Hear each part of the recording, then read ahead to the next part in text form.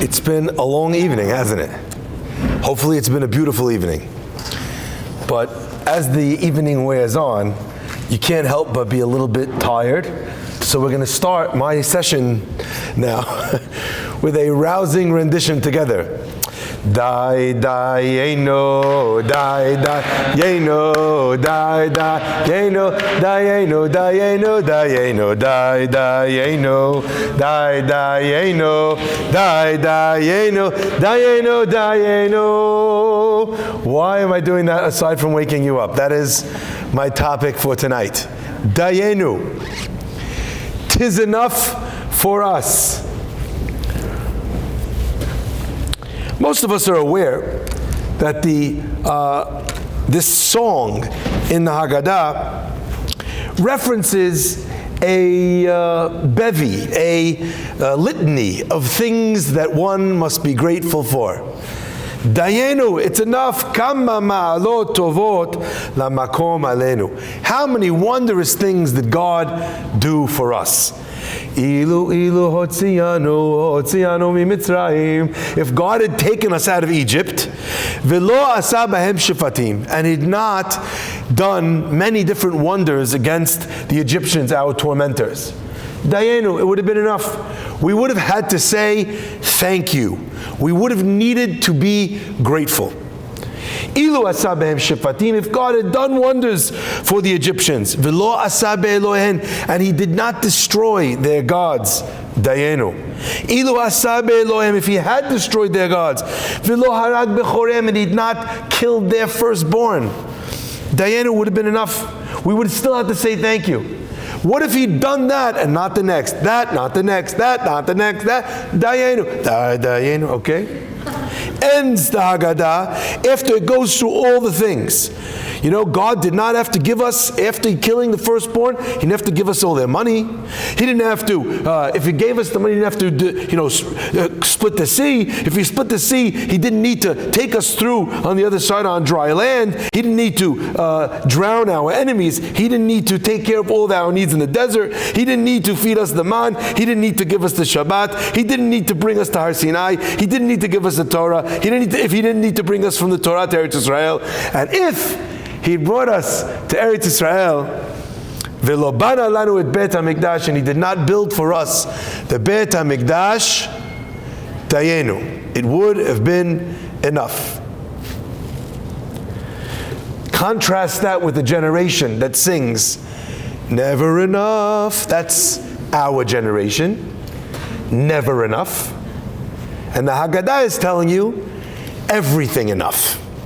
Isn't that wild? Al-achat kama v'kama, how much more so that God did all of these things for us. He did this and this and this and this and this.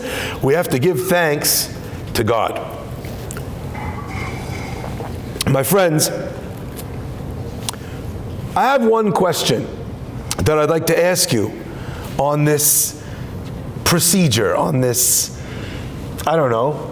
evolution of thanks, let's call it. All of these things that we mention here are part of the story of the Jewish people leaving Egypt. Right? All part of it. All except for one. God told Moshe, I'm going to bring the Jewish people here. They're going to serve me on this mountain. Part of the story of Egypt. Splitting the sea, that's how they're getting out. The Egyptians are chasing them, right? Shabbat, all these things happen to them as they leave Egypt, right? In fact, they even had Shabbat in Egypt. That was part of the story where Moshe tricked Paro into giving them a day off. He told them that they would work better if they had one day off. And now today we think that people work better if they have 4 days off and they don't need to come into the office at all. We think that Corona, formally ended the concept of work, okay? Anyway, but what's amazing to me is that there's one bit, even entering into the land of Israel. Is that part of the story of leaving Egypt? Absolutely. God says, "Ve'otzeti, v'itzalti, v'ga'alti, v'lakachti." What does God say? He says, I'm going to bring you, ve'heveti, I'm going to bring you to the land of Israel. That is a promise that God makes to Moshe in Egypt. Moshe conveys that to the Jewish people. It's part of their story. to be a people tortured in Egypt, to going back to the land of their forefathers, of Avraham, Yitzchak, and Yaakov, to becoming the indigenous people of the land that they once owned. All that's the story of Egypt. But what in the world is the final one? Velo bana lanu et bet hamikdash, and he did not build for us the Bet Hamikdash. I'd like to share one thing. I think it's paused. I'm not sure why, and I'm not sure from when. I'd like to share one thing. One thought that struck me. And as a person learns more and more Torah, they start to make more and more connections from place to place. So as an example, you start reading in one place about, Yosef HaTzadik and how they dipped his coat in blood. And then you read in the Seder that there are two dippings, and then you read the Ben Ish Chai, and the Ben Ish Chai is like, two dippings on the night when we talk about being in slaves in Egypt and then leaving Egypt? What does that remind me of? Says the Ben Ish Chai, the two dippings that we read about in the Torah.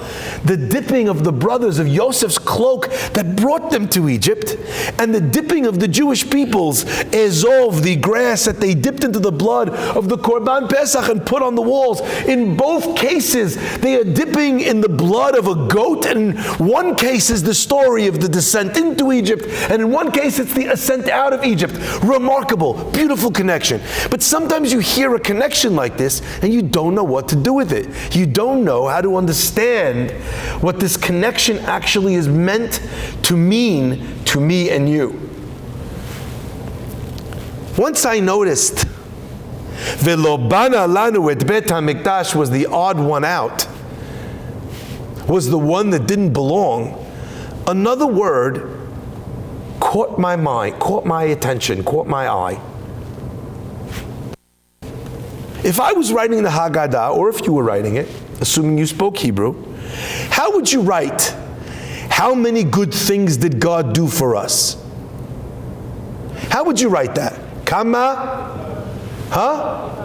Niflaot, how many wonders. Kama tovot, how many good things. Kama ma'alot is a strange word, isn't it? Which then made me realize, hold on, my Shlomo sense was tingling.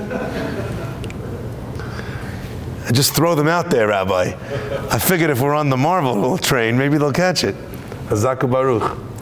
My Shlomo sense was tingling. I thought to myself, wait, we end up talking about the Bet HaMikdash. We start with talking about Ma'alot. Well, Kama Ma'alot, how many steps were there? How many ascents were there to the Bet HaMikdash? Does anyone know? There were 15. Corresponded to by the songs that David HaMelech wrote, Shir LaMa'alot, my mom's favorite song. Shir LaMa'alot. Dave. We'd sing it to my mom and she closes her eyes. She goes like this and we take the keys to her car. No, I'm joking.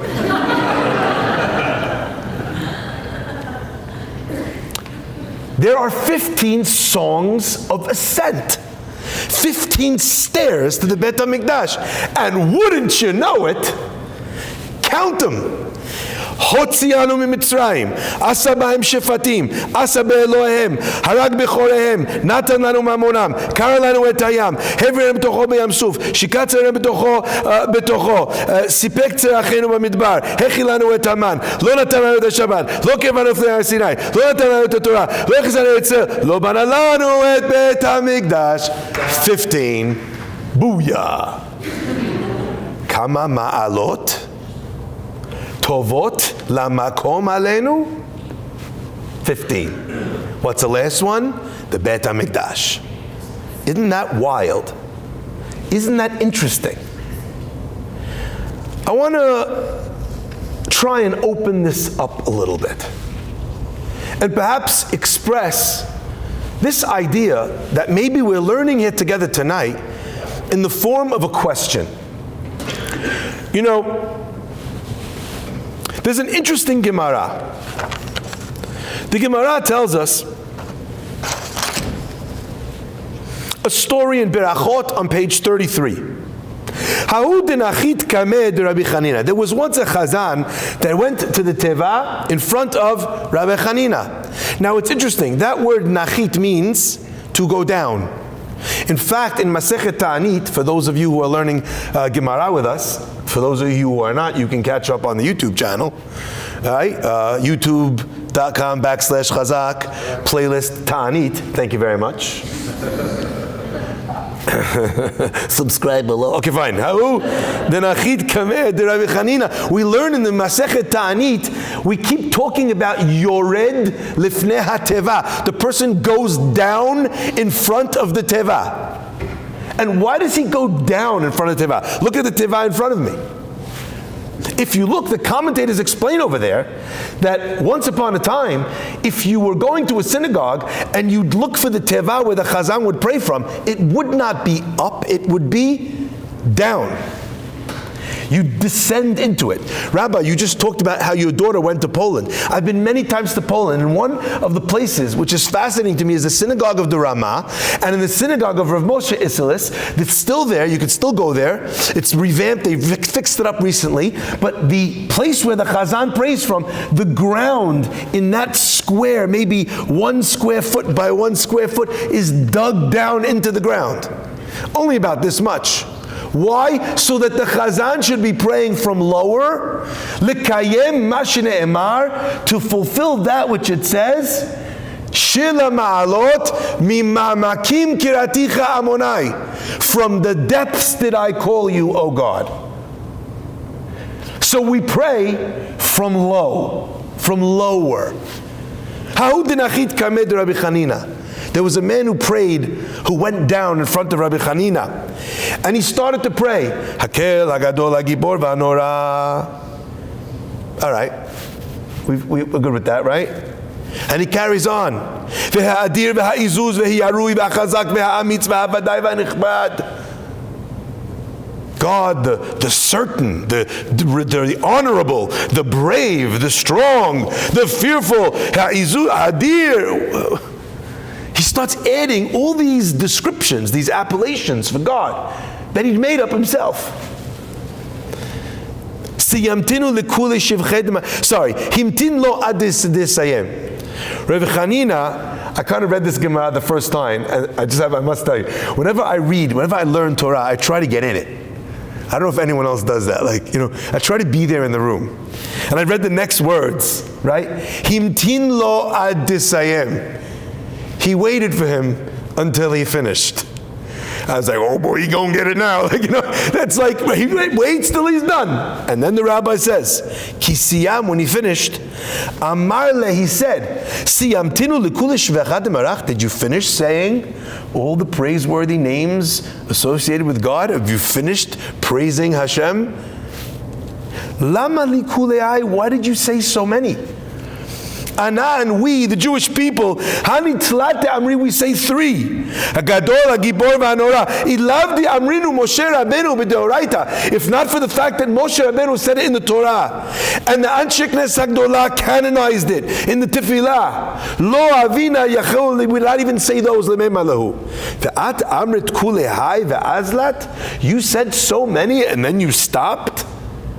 Mashal lemelech basar v'adam. This is compared to a king of flesh and blood. Shehayu lo elef alafim dinarei zahav. He had thousands of thousands. Elef alafim means 1,000 thousands. How many is that? 1,000,000.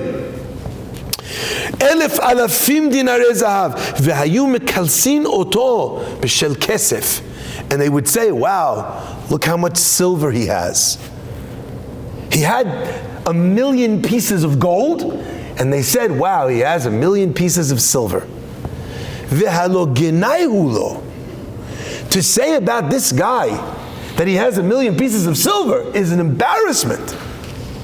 I still remember when I first came to Manhattan, and I had this reality check of the world that I'd left versus the world that I'd arrived in.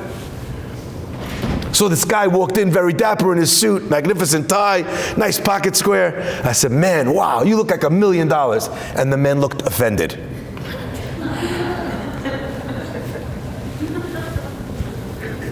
Some of them girls thinking, hook me up, Rabbi. Okay. So going on and on, if you say exactly what you say, what the rabbis told you to say, what Moshe said, so I just said what you told me to say, okay. But if you're starting to praise God in your own language, you're giving all these terms, is that it? You've expanded. So is there more? Isn't there more? It's going to be silver when he's got gold. So I have a question for you, my friends. Why is it on the night of Pesach?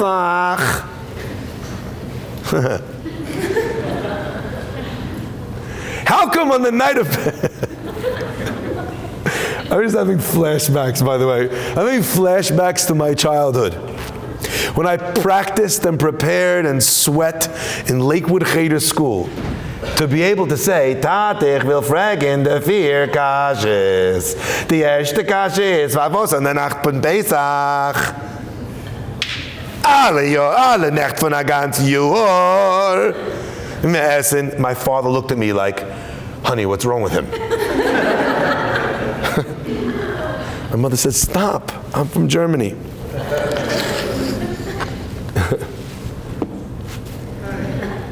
How come on this night it's different? Where we say over here, Kol hamarbe lesaper b'yetziat Mitzrayim, harei ze mishubach. Whoever speaks more, says more, tells more, that's praiseworthy. Talk more about the things that God did to the Egyptians.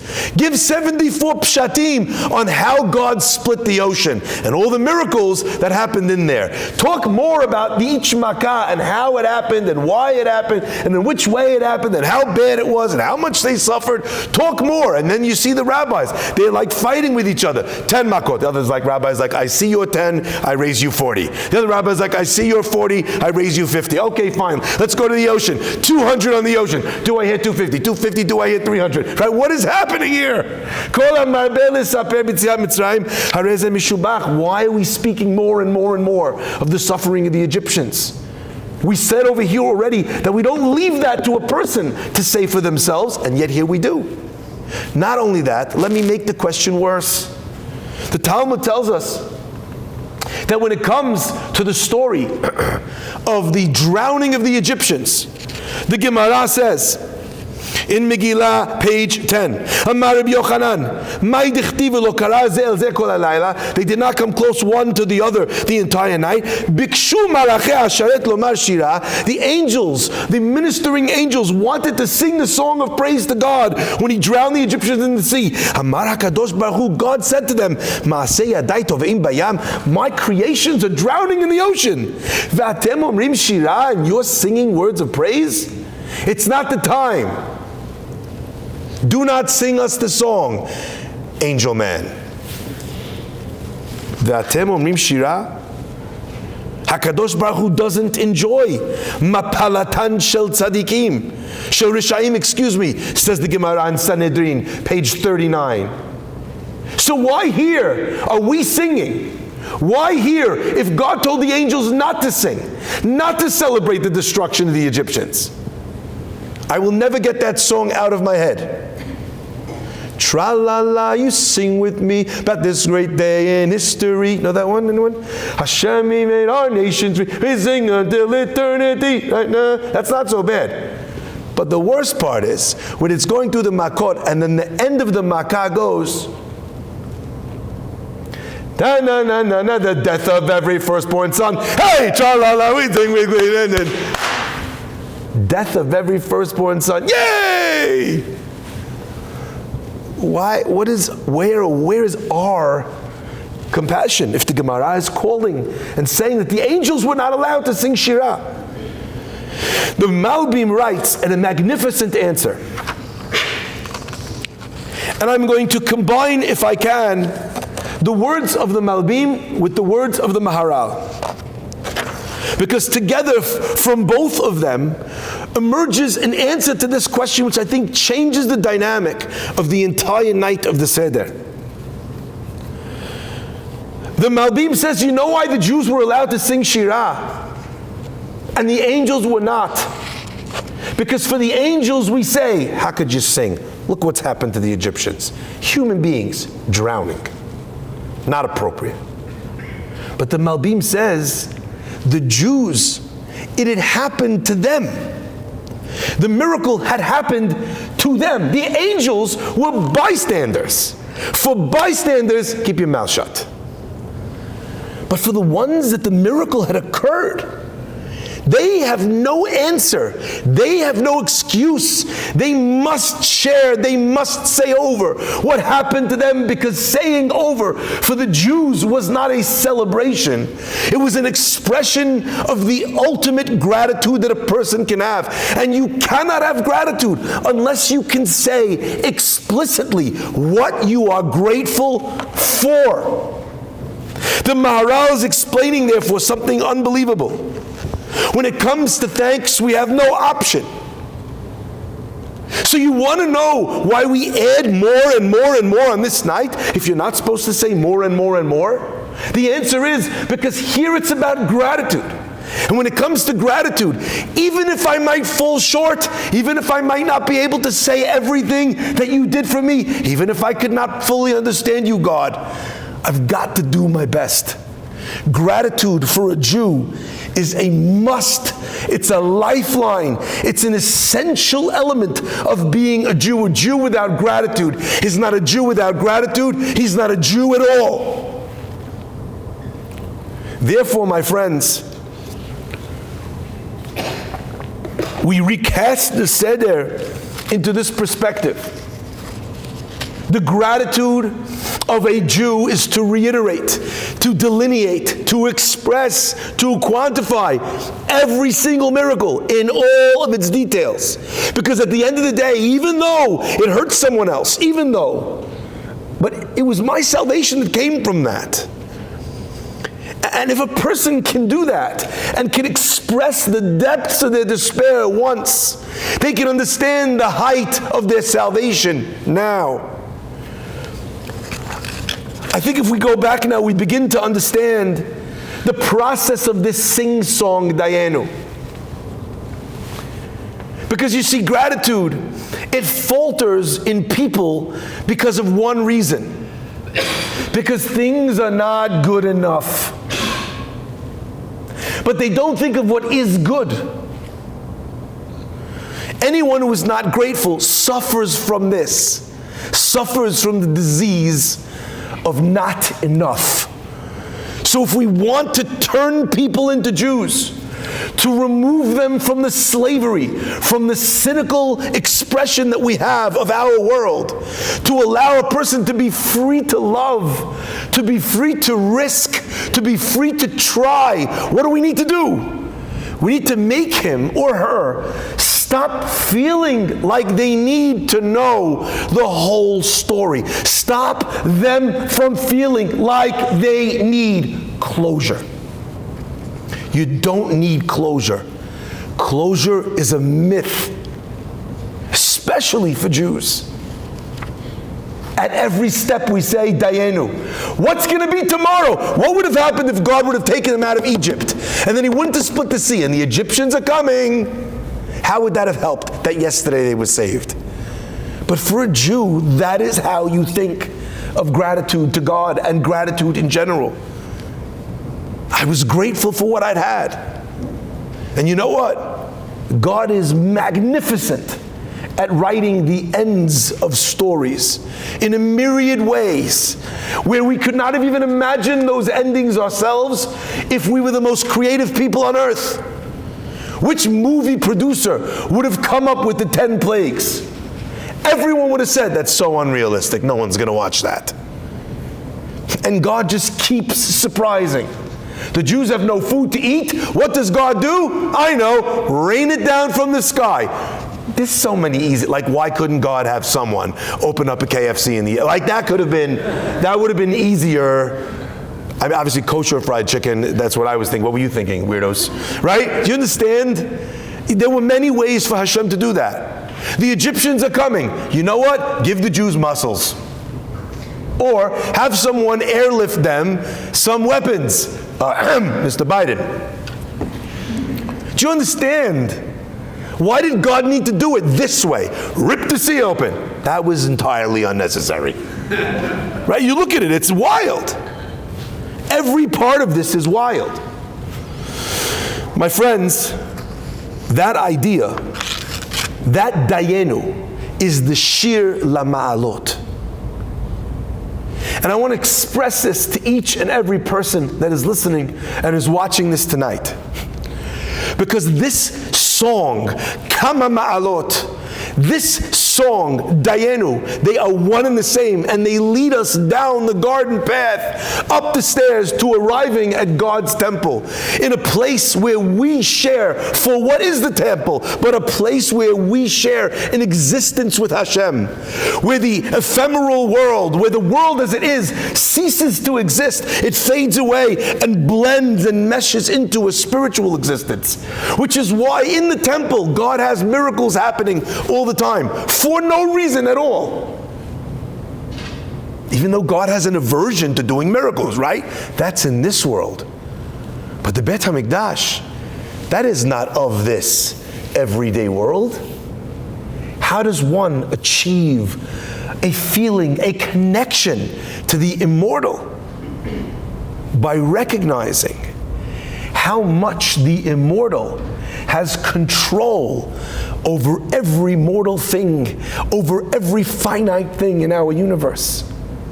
And that only happens when you break stories down to their components, to their pieces, not to the larger narrative, but to each piece. Like we saw in the story of Purim, where every piece of the puzzle needs to be managed by God. Every person's free will needs to be kind of slanted in a certain way. Every person's occurrence, Bigtan, Seresh, they have to meet the guy right outside. It needs to be right where Mordecai is there, etc., etc., etc., etc. When you break it down, then you experience this song of ascents that raises you up, these 15 levels. It is remarkable, because our rabbis tell us as well that these 15 levels, there are 15 ingredients in the building of the Mishkan that are noted as well. These ingredients are something that you and I can attain on this night, because God is not just a super strong mortal being. He's not connected at all. And I read you the words of Ramban that sound prophetic now. Rambam writes on the Gemara that I just mentioned, why did this man carry on with all these expressions, all these wonderful things? He says, what was the problem in the mashal? If you go to a king and you say, how many pieces of silver do you have? Why didn't he say, if he had 1,000 pieces of gold? And the person says that he has 1 piece of gold. That's a genai. No, says the Shita Mikubetzet, in the name of Harambam. He says the problem wasn't less of an item, less of something. It was an entirely different level. Shehem minin chalukim. They are asymmetrical things. When we try and understand God's goodness, we try and plug His story into our story. And it is there where we fail, where we falter, because God is unlike us. Even the best version of us, even the smartest version of us. So when we think we have the answer to the story, or we have answers to this story, how mistaken we are, and how much we seek to limit God. My friends, I will read you the words of Rambam at the end of this Shita Mekubetzet. V'hani mili, but all this that I tell you here, about not going off and explaining the goodness of God because you'll fall short. When you're trying to talk words of praise, hilkach shtikuta adifalan, silence is better. To tell over the wonders that He's done, v'nisav and the miracles, ugvurotav and His strengths, kol hamosif, the more you add, hareze mishubach, the words of the Haggadah. When a person learns those things, they start to recognize a very different God than the God they started the Seder talking about, thinking about, believing in. My friends, it turns out then that perhaps the freedom that we seek on the night of the Seder is more than just a physical freedom. It's more than just leaving Egypt. It's more than just not being slaves. And perhaps I'd like to suggest a little bit more, or a little bit of a deeper perspective than that which was put forward before. I feel like we can push the envelope a little bit more, because the ones that can't handle the heat got out of the kitchen and left already. Rabbi Abragamov talked about how we are slaves. Slaves to societal pressures. Slaves to fashion. Slaves to many different things. My friends, I'd like to push that envelope. There is a unique kind of slavery here that perhaps I think Rabbi Abragamov was alluding to. And that is where we give up writing the end of a story. And let me explain what I mean by that.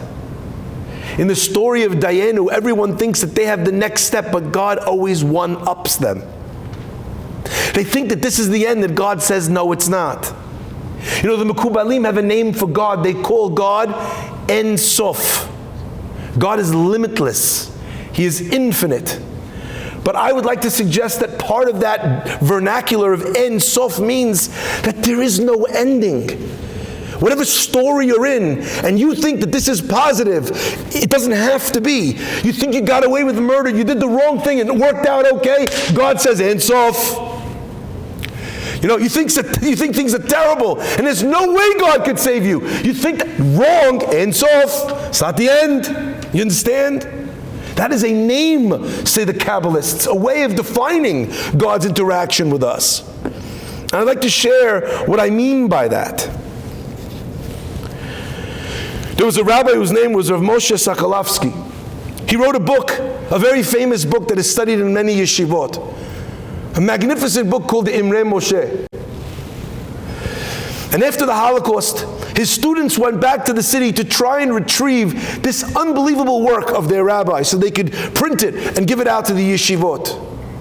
But unfortunately, every copy of the Imre Moshe was destroyed, was burned, was gone. And the life's work of this rabbi had gone up in smoke, along with the Jewish story on those shores. But remarkably, there was one copy that survived. And the story of how that copy survived is magnificent. The story begins when the father of Rav Chaim Kanievsky, Zatzal, the Steipler Gaon, Rabbi Yisrael Yaakov Kanievsky, he was very poor. And he heard about this amazing sefer called the Imre Moshe. And he wrote a letter to the author, Rav Moshe Sokolovsky. He said, please, I don't have the money for your book. Is there any way I can get you a book at a discount? I'd love to study it. The rabbi saw how little this man had and how much he wanted to learn his book. So you know what he did? He sent him a free copy. Before the war, the Steipler moved to Israel. And that copy was saved. And that copy was the only copy that was saved. Had the rabbi said, I'd love to give you a discount, but I can't, there would be no zecher, no memory of the thousands of hours he poured in to write that book of his life's work. My friends, you see, the story of the Haggadah tells you that you think when you give something away, you don't have it. But the Torah tells you differently. That when you give something away, that's when you've got it. That when the Jewish people, when they stood by one another and they didn't throw each other under the bus, that's when they were redeemed. Which is paradoxical in nature. You'd think that you'd need to get into survival mode and throw the other guy under the bus so that you save yourself. But that didn't save them. When they were hitting one another, Moshe says, now I know why you're still here. And when they're crying and praying together, Moshe says, now it's time to go. En Sof, Dayenu, free yourself from foregone conclusions. That is the story of the Seder.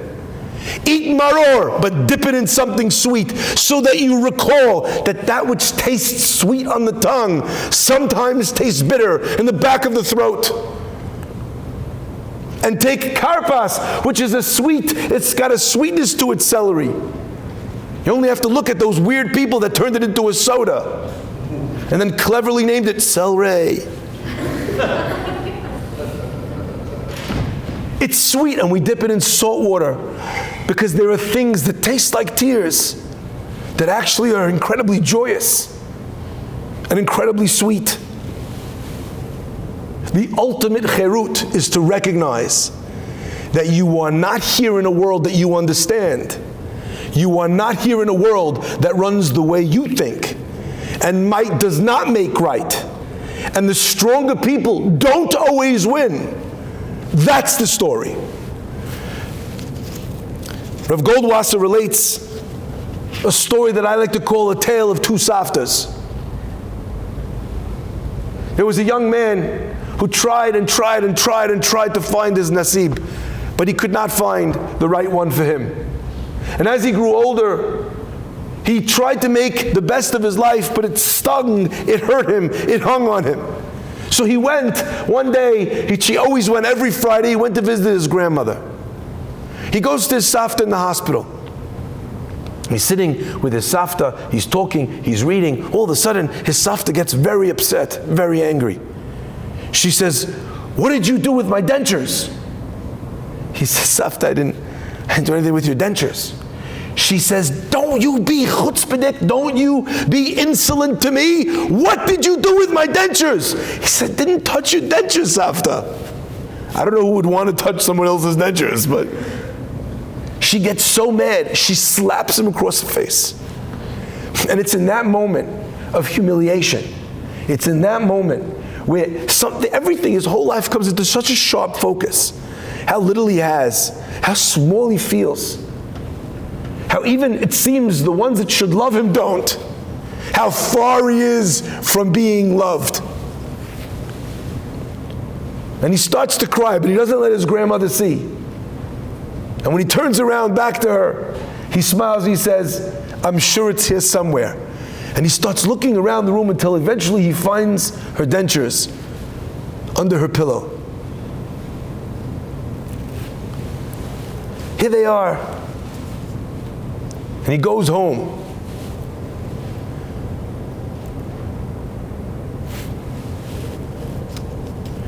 That was a low point in his life. But what he did not know was that while this was taking place, through the curtain in his grandmother's hospital room, another Safta was watching. And with that Safta was her granddaughter, who was also visiting her. And mere moments after he walked out of the hospital, the Safta, like only a Jewish bubby can, tracks down the nurse and says, what's the name of those people? I'm guessing she probably said, HIPAA does not allow me to say, but that bubby gave her a piece of her mind. And she got the info.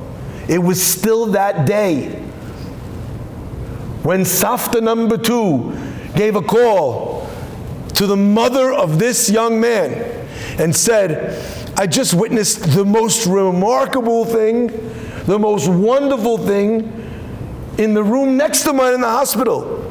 And I would like to tell you one thing that every Jewish mother and grandmother loves to say. Have I got a goil for you? She didn't say that, that's just how I imagine it. They went out, and within 1 year, they were celebrating their chuppah.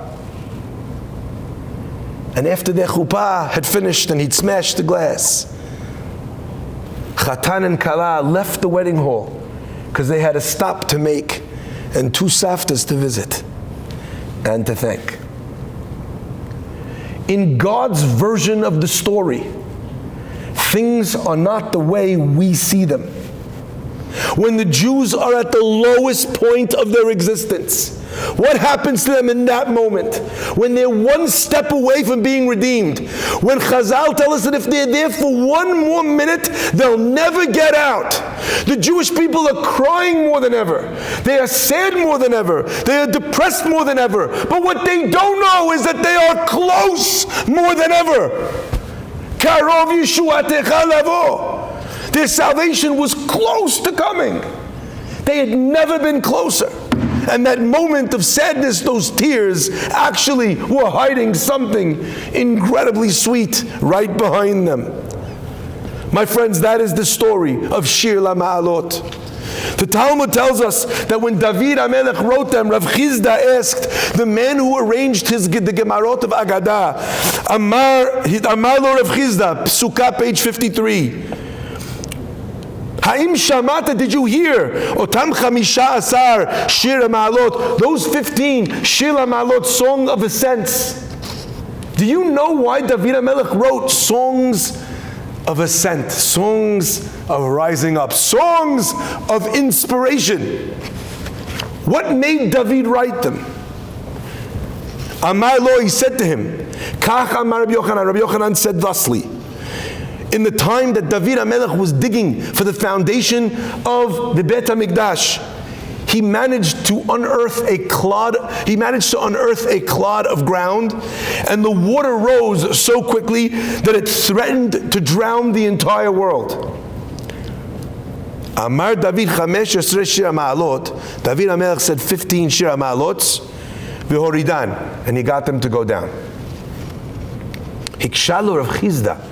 Rav Chizda asked him, if that's true, it shouldn't say 15 ma'alot, 15 arisings. It should have said 15 yordot, 15 descents. Because each song that he said, right, was to make it go further down the waters that had risen. Amar lo misader ha'agadot. Now that you've mentioned the story, let me tell you what happened. In that hour, it rose the water so drastically, David HaMelech did not know what to do. So he asked his rabbi Achitofel, what should I do? Is it mutar to write the name of God and throw it into the water? Achitofel told him you're allowed to do it. If for the sake of a sotah, you can erase God's name so that there can be peace between husband and wife, how much more so to save the entire earth from drowning?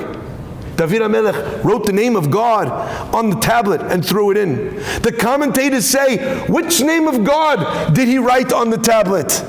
He wrote the letters Yud, Hey, the name of God, which is 15.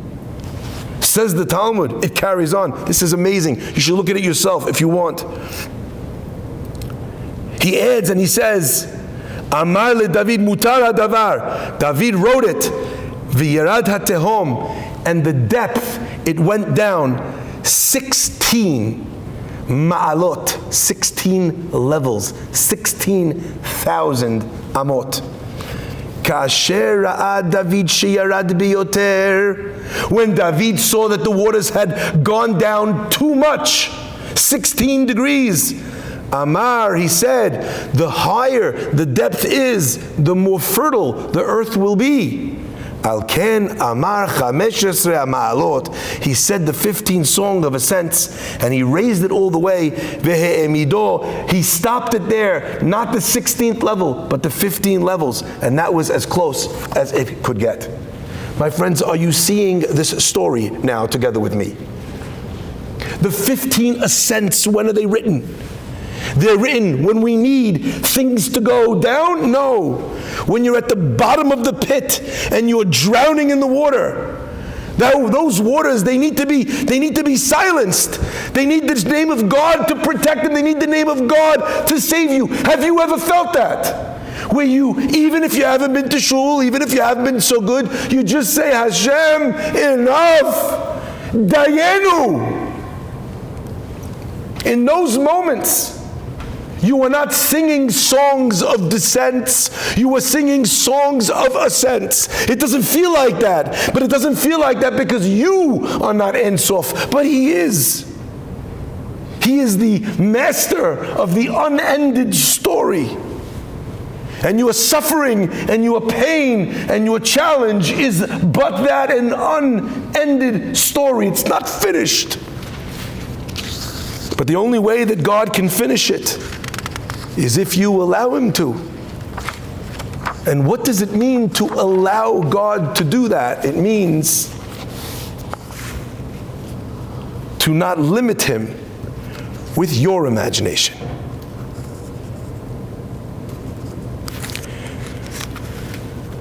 I would like to end with this point.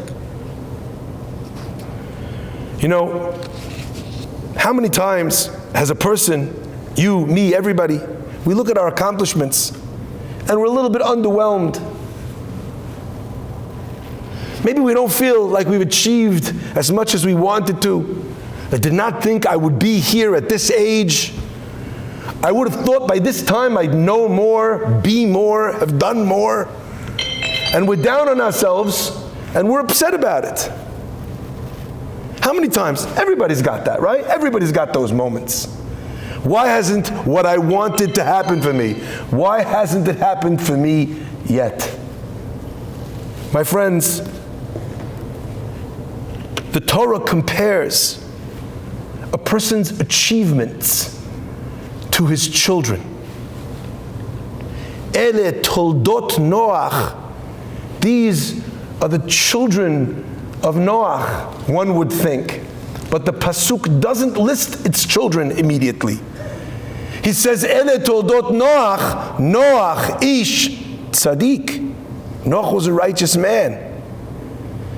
And from that break in the verse, we learn that a person's achievements in this world, they are his or her children. They exist because of you. My friends, when the Torah talks about the types of children that we have in the Haggadah, perhaps it is not only talking about the physical children that we have. It is referring to the smart things that we've done, the Chacham. It's referring to the Rasha, to the terrible things that we've done. It's referring to the simple things that we've done. It's referring to the things that we did without any thought, where we had no idea even what we were doing. The Eno Yodea Lish'ol. But when a person looks back at their achievements, and they're upset about their achievements, I want them to remember these words I'm sharing with you now. Look at the letters of the four sons, of the four achievements that a person has in his life. Chacham, Rasha, Tam, She'eno Yodea Lish'ol. Because it is in this idea, in looking at all of these things that you've done or that you've done badly, the letters spell the words Cherut, Sheli, Chacham, Rasha, Tam, She'eno Yodea Lish'ol. My freedom exists in me looking at the things that I've done and not living a life of regret, but recognizing, like the Baal Haggadah says before he lists any one of those children, Echad Chacham, Echad Rasha, Echad Tam, Echad She'eno Yodea Lish'ol. You know why? Because Echad means Echad. God is one in the 8 heavens, in the 7 layers, and our earth, and in the 4 corners of the world that we live in. Echad gave you Chacham, Echad gave you Rasha, Echad gave you Tam, Echad gave you She'eno Yodea Lish'ol. And not just in the kids, not just in your physical children, in the stupid things that you've done. They are part of your story, but they are not the end. Not when it comes to a God who is Ein Sof. Not when it comes to a God who begs us, live your life at each stage and at each part for that part. And say about what you've got today, Dayenu, look at what I do have. And I don't know what's going to come next, and I don't know how I'm going to deal with it, but you know what? If I said Dayenu twice and 3 times and 4 times and 5 times and 4, you know what? Odds are God has some good odds on his side. That's why they call him God. Jokes. Either way, do you understand, my friends, the power then of the night of the Seder? When we believe God to be omnipotent, says the Zohar, when we believe God to be able to change any situation, the words of the Zohar is, I would never say it if it's not there. they give strength la'adonam, to their master. We give God strength. Because the only thing that limits God is our understanding of Him, is our expectations of Him. So take the story of Mitzrayim and use it as an overlay on your life, on the challenges, on the difficulties, and say to yourself, if God could do anything, what do I have to worry about? Da'aga minai. That is the true freedom that we seek on this evening. It's a night of questions, so that you'll learn you could live with questions. It's a night where we hide at the beginning of the night the piece of the matzah, so that you'll learn you don't always know where your next meal is coming from, but it turns up in the end. And we eat that matzah at the end of the Seder B'Dafi Koman. May God bless us all with the ends of our stories that we so desperately and deservedly want. And may we all celebrate, not just our own personal semachot, but arriving at the place where humanity and God live together, at the steps of the Beit HaMikdash. Kama ma'alot tovot. How many wondrous stages, wondrous ascents, wondrous stories have we had in our life, that we can finally, if we recognize those stairs are behind us, lifting us up, that we are already in the palace of the King. Hag Sameach.